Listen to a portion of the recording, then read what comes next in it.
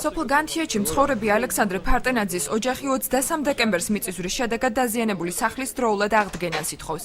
11 სულიანი ოჯახი სტიქიის შედეგად უსახლკაროდ დარჩა და 6 თვის განმავლობაში ნაქირავ ფარჩი ცხოვრობს. დიასახლის ის განცხადებით ზარალის შემსწავლელი სამთავრობო კომისია მათთან მხოლოდ ერთხელ მივიდა და მოცემულ ტერიტორიაზე სახლის აშენებას დაპირდა, თუმცა დანაპირების შესრულება ჯერ არ დაწყებულა.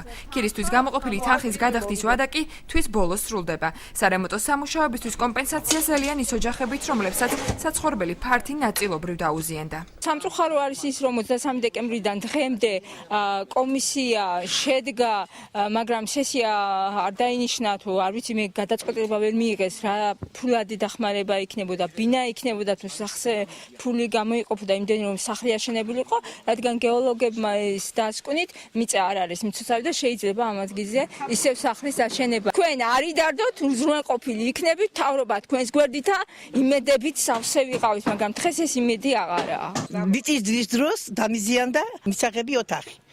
კომპენსაცია არ მომხდარა? არა. დღემდე ველოდებით. ადგილზე სიტუაციას დღეს ნაციონალური მოძრაობის წევრები გაეცნენ. უგზარ ბოლქვაძის განცხადებით სტიქიის შედეგად ხელვაჩაურის მუნიციპალიტეტში 50 ოჯახია დაზარალებული, რომელთაგან 9 სახლი საცხოვრებლად აღარ გამოდგება.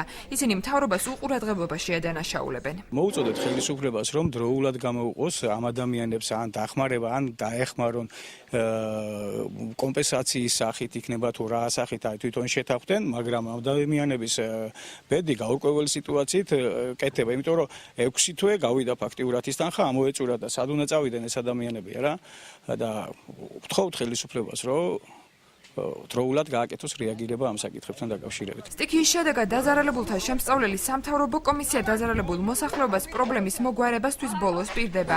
რამეს ჯინჭარაძის განცხადებით პროცესი მონაცემთა დაზუსტების მიზეზით გაჭიანურდა, თუმცა ირწმუნება რომ ოჯახებს პრობლემის მოგვარებამდე ქირის გადახდა არ შეუწყდებათ. ქირის თანხას გავაგრძელებთ, ამ თვის ბოლოს შეიკრიბება სამთავრობო კომისია და უშუალოდ სამთავრობო კომისიაზე გადაწყდება ამ ოჯახების დახმარების საკითხი. ორივე პროცესი ერთად დაიწყება როგორც გენდის სამშობლოები ანალოგიურად ის პროცესი რომ ამ ოჯახებს ნამდვილად რომ აი დახმარების საკითხი განხილული იქნება ზარალის მიხედვით. ხელვაჩაურის მუნიციპალიტეტში სტიქიის შედეგად დაზარალებული 3-ვე კატეგორიის მოსახლეობის მონაცემები თვის ბოლოსთვის შეჯამდება და კომპენსაცია რესპუბლიკური ბიუჯეტიდან გაიცემა.